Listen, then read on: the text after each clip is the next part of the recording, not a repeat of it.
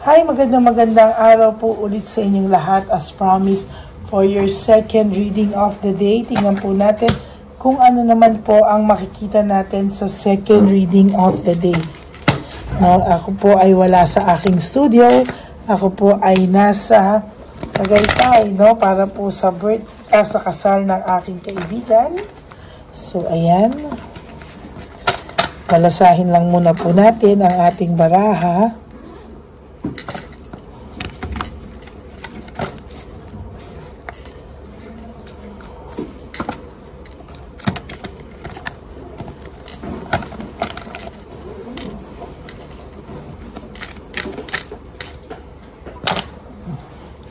Pili na po tayo ng 10. 1,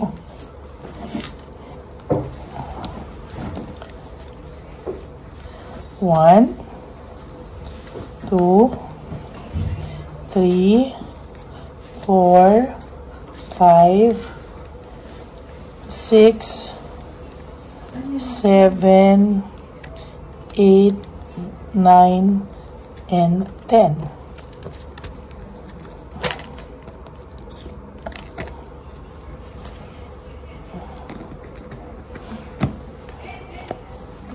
Babalasahin ko lang po yung baraha kasi nahihirapan akong balasahin sa dyan kasi medyo masikip po yung lamesa. Ayan. Okay. Pili po tayo ng 10.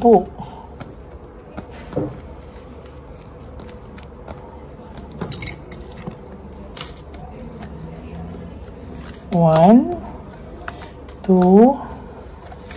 3, 4, 5, 6, 7, 8, 9, and 10.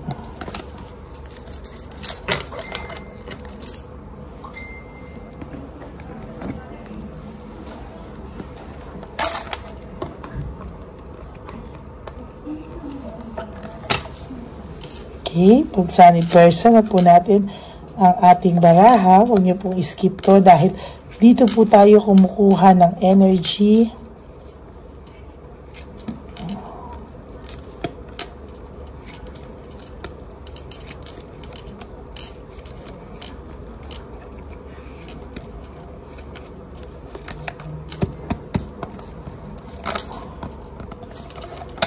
Okay, game.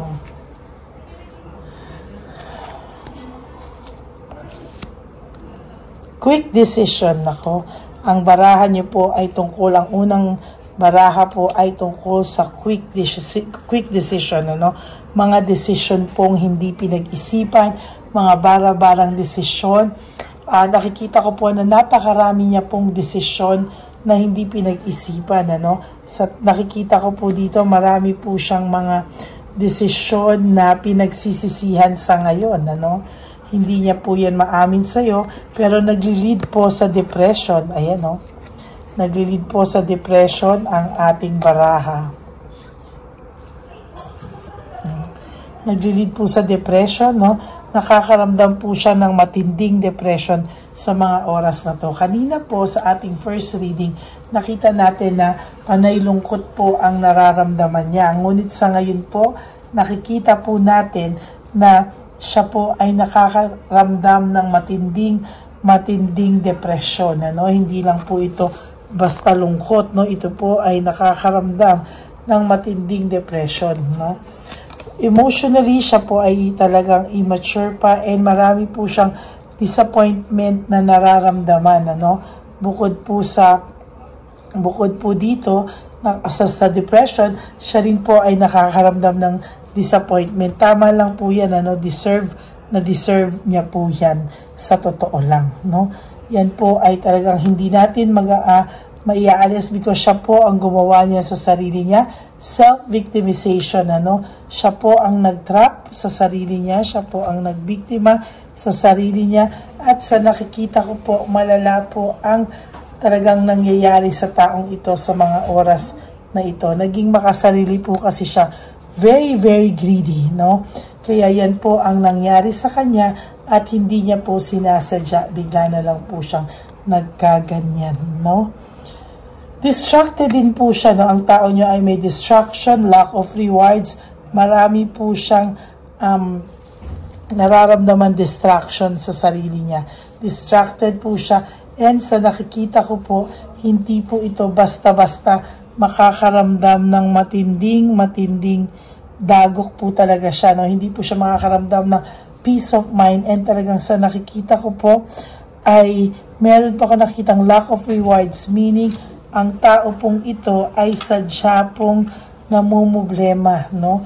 Dahil po yan sa kagagawan niya din po, no? Wala pa po kayong closure ng taong ito, no? Sa nakikita ko po ay wala pa po kayong closure, at talagang matindi po ang frustration ng taong ito sa ngayon. Ano ba yan? Depression, immaturity, disappointment, depression, disappointment, self-victimization, entrapment, distracted, frustrated, ano pa? Ano pa po ang gusto niya, no? Lahat po nasa kanya na. Lahat po yan sa nakikita ko ay sadyang binigay sa kanya ng tadhana.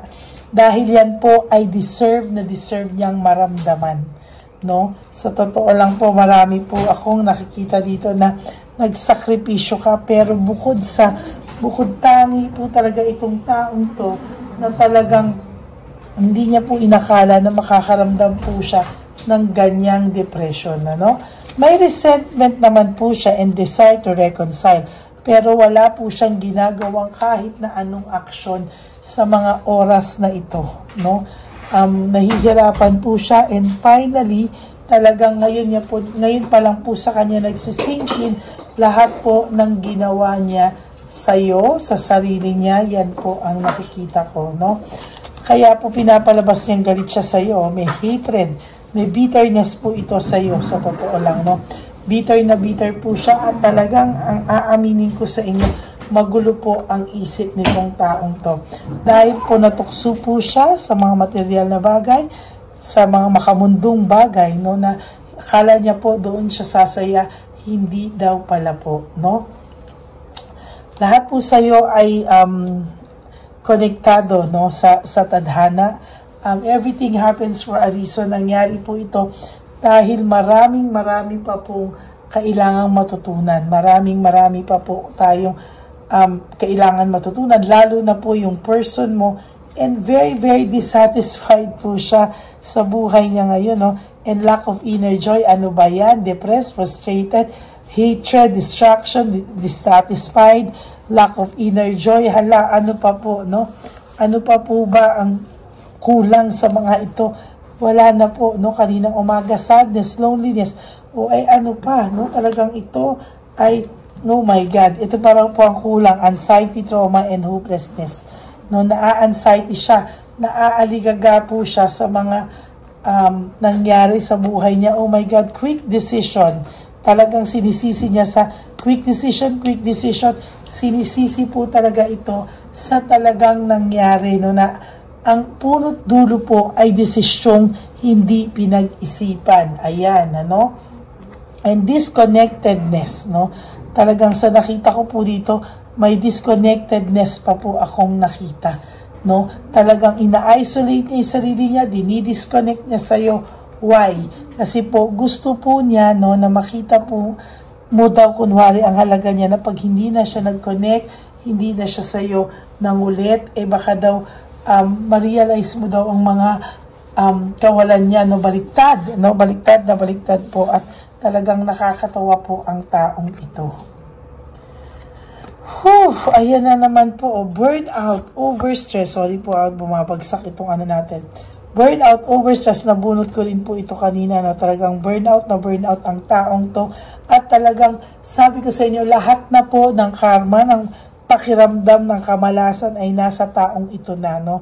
Nasa kanya na lang po kung siya po ay magsisisi, kung tatanggapin niya po yan, o siya po ay magiging mapagmataas pa rin, no? Kung paiiralin niya pa rin po ang kanyang pride, kung papairalin niya pa rin po ang kanyang ego, nasa kanya na po yan. Dahil sa nakikita ko po, lahat po, wala na po kulang dito, no? Parang lahat po ay talagang nakita na natin. Ito po yung sinasabi ko sa inyo na ito po ay natukso sa mga material na bagay. Kaya po ito ay, ito pa, confuse, brutality, and chaos. Gumagawa po siya ng matinding dagok sa buhay niya. At ngayon po, sinasabi ko sa inyo, ay nakakaramdam din siya ng boredom, Lahat na po, wala na po ako nakitang maganda sa barahang ito. Lahat po ay magulo, Lahat po talaga ay sobrang gulo. At sinasabi ko po sa inyo, talagang nabunot ko na po ito kanina, pero muli ko pong nabubunot ay frustration. Talagang yan po ang nangyari sa kanya, sa matinding karma po na tumama sa kanya, at yan po para sa iyo ay kulang pa sa kanya. Tama po ba? Para sa inyo, kulang pa po ito dahil sa lahat ng sakit na ibinigay niya sa iyo, talaga lang po kulang pa po yan, Kulang pa po yan, pero sabi ko nga po sa inyo, you just have, living well is the best revenge, Huwag po kayong gumante, huwag po kayong mag-wish ng anything bad, because alam niyo po kung gusto niyong makaganti sa kanya, living well is the best revenge, Yan po ang sinasabi ko sa inyo. Yan pong pamumuhay nyo ng maayos ay talagang sinasabi ko na mas magiging maayos po kayo kung papatawarin nyo po ang sarili nyo unang-una, and then ito naman po, sunod nyo po ay mamuhay kayo ng maayos. At kapag nakita niya po na mas umayos ang buhay nyo nang wala siya, sampal na po sa kanya yan. Kasi sa totoo lang po, aakalain niya po hindi niya po siya kakayaning mawala sa buhay mo. Di wow, diba? So yan po ang ating second reading of the day. Lahat na po ng kamalasan ay nasa taong ito, nasa kanya na lang po kung ibababa niya po ang pride niya o paninindigan niya po ang mga karmang ito na dumadating po sa buhay niya. Okay, maraming salamat po sa inyo. And for those of you who would like to have a private reading with me, you can message me po at Ladyly Elena. That's Ladyly Elena. Nasa dulo po yan ng ating video. Diyan nyo lang po ako makukontak. That's my only official and legit FB account. Ayan.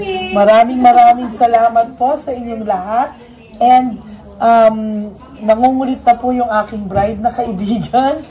So, maraming salamat po sa inyo. Ako po ay magbabalik for our third and final reading of the day. Babay muna po, at ako po muna ay magtatrabaho bilang maid of honor ng aking kaibigang matalik. I love you all and God bless you all. Bye!